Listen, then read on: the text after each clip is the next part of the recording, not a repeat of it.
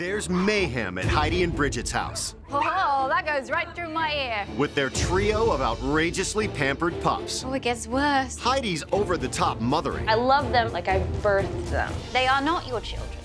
They are your dogs. You dance pretty, dance pretty.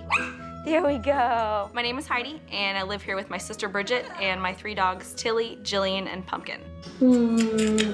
I love them so much. It's kind of like they are my children, and I did give birth to them. I think Heidi's allowed the dogs to take over her life. Heidi has many things for the dogs. She has a closet full of clothes. She has a stroller.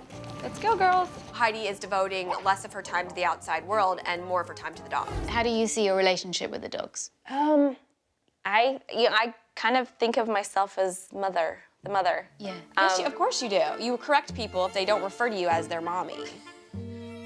Let's go see Grandma. Come on, let's go see Grandma. Okay, let's go. I don't know whether I'm here for children or for dogs. So tell me about your relationship with Tilly then. She puts a smile on anybody's face that she meets, and so, wanted to be a part of a therapy organization with her. I thought Tilly would make a really good therapy dog because who doesn't like a little white fluffy Maltese giving you that smile and helping bring a little joy? We did have a test, and essentially we failed, and it was devastating. Really? It really was. It was overwhelming. Like I started sobbing. Right from the start, I can see what's up here. That Heidi has a lot of emotions invested in her dogs. Later in the day, Heidi's mom, Barbara, stops by to share her perspective on the situation. Tell me what you think of Heidi's relationship with the dogs. I think it's a little bit intense. She's actually said that she feels like she's given birth to them, and that was a little bit disturbing. I don't feel like I gave birth to them. I love them like they were my own children, like I birthed them. Okay. Yeah, no. To demonstrate how far Heidi has gone with her obsession, Barbara brings Victoria upstairs. Here's the closet. We have every kind of outfit you can imagine. Look at this. A sundress. We have like a Christmas dress.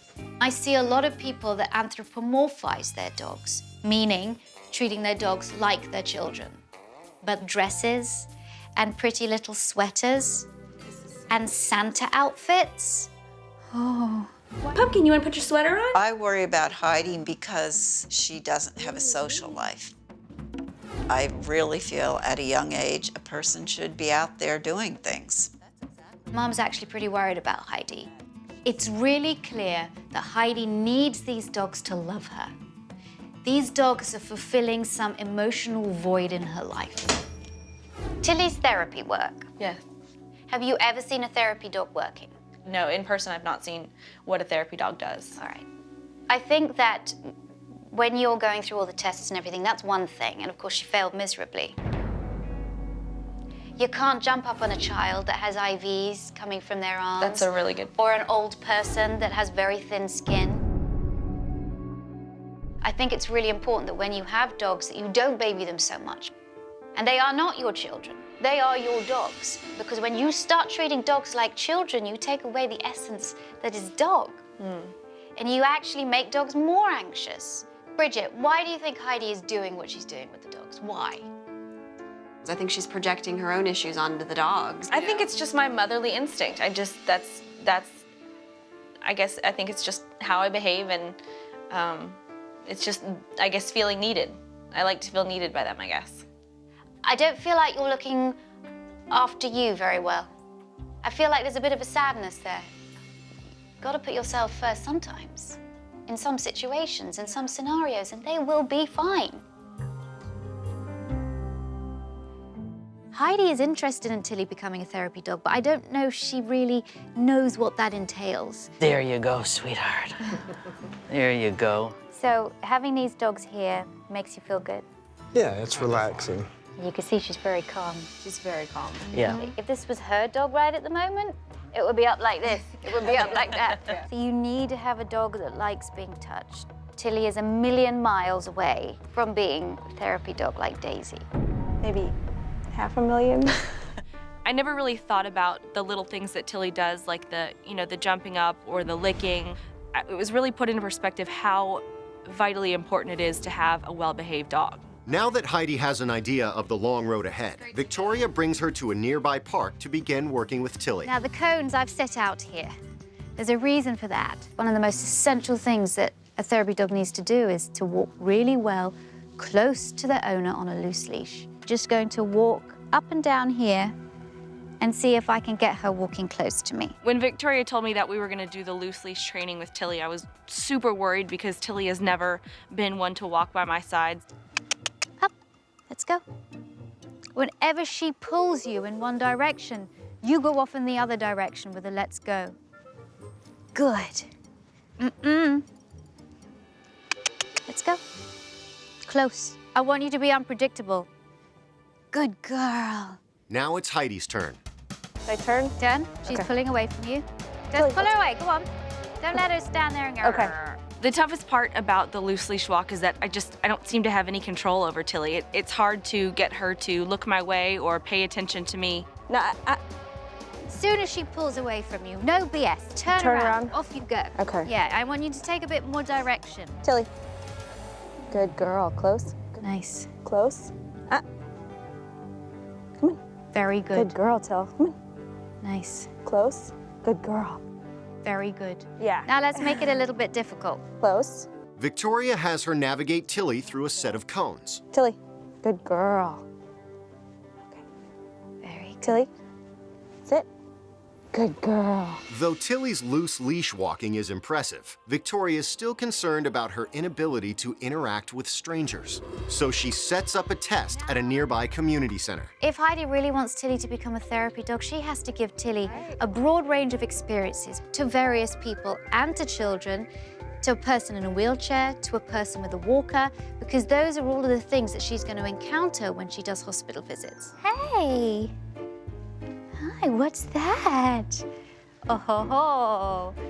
Hi. When I took Tilly over to the children, she was interested. She said hello, but she was much more interested in discovering what was on the floor. A therapy dog has really got to connect with people and want to connect with people, but Tilly's much more interested in everything else except the people.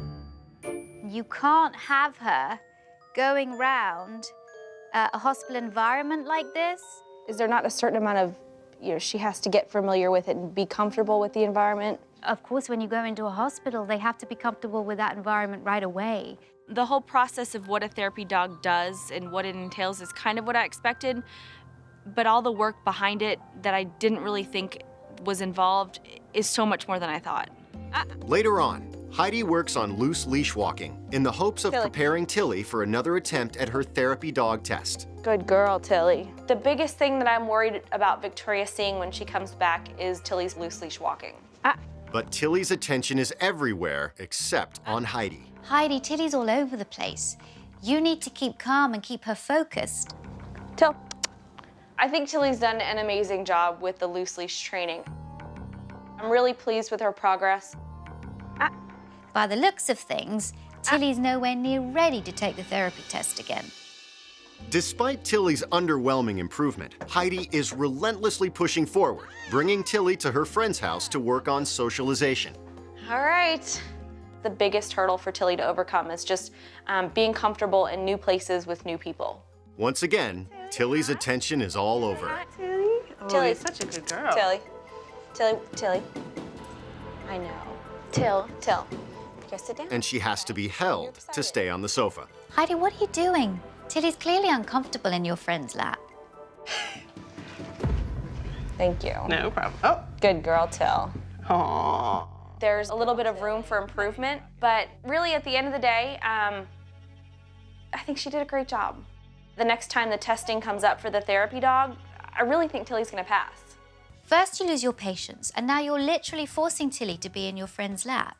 I know you want Tilly to be a therapy dog, but you're going about this the wrong way. I'm going to come back and have a chat.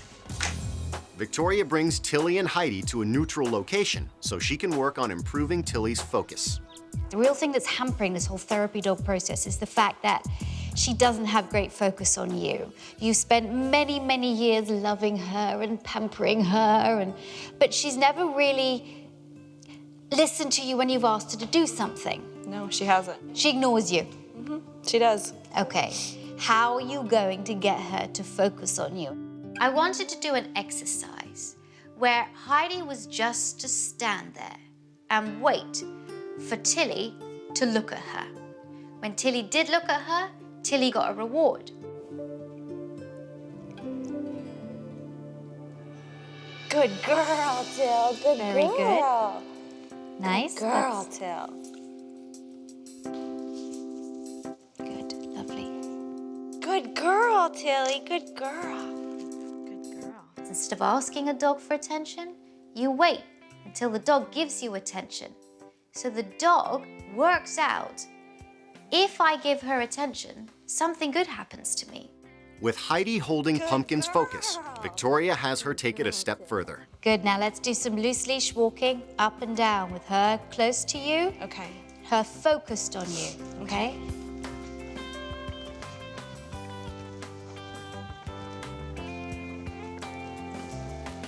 Good girl, Till. Good girl. That's good loose leash walking. Come on. Excellent, Till. From that time on, Tilly was walking up and down with Heidi, always focusing on her, walking right by her side, giving Heidi focus. The breakthrough had been made. Everything that I've seen with Tilly, I think she could make a good therapy dog. That would be wonderful. Yeah, keep working at it.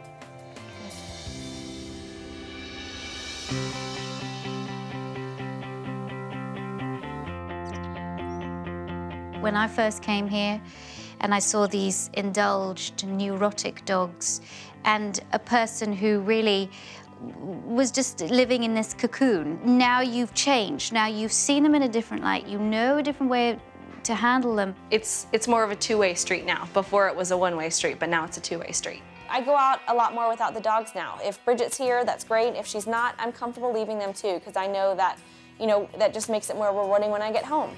Okay, sit down, Till. With the socialization aspect of things, Tilly and I have been working on going to new places, meeting new people, and every time that she does, she makes more progress. You can see she's really comfortable in your lap, so this is a good sign. The next therapy dog test for Tilly is in a couple of weeks, and I'm super excited. I'm really confident that the progress we've made is gonna take her really, really far, and that I'm confident she's gonna ace the test.